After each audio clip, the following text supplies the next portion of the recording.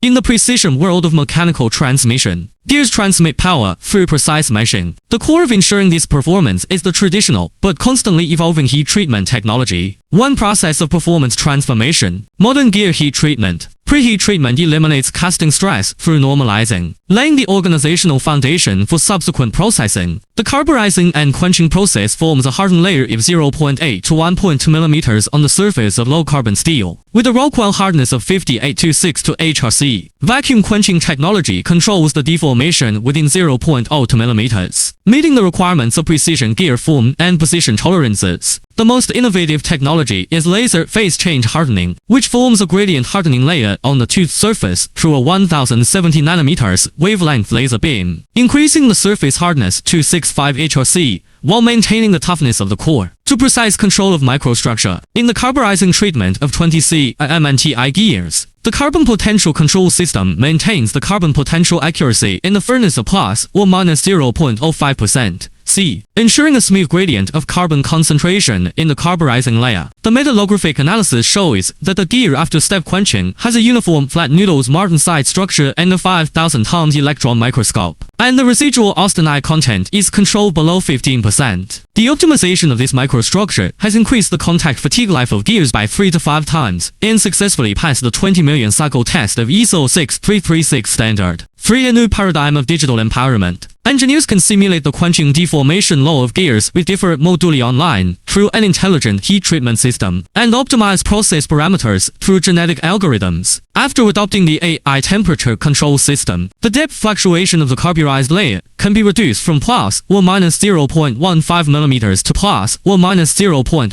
mm, and energy consumption can be reduced by 22%. Enterprises can develop a traceable heat treatment database, where each gear's thermal history forms a unique process fingerprint, providing data support for quality traceability.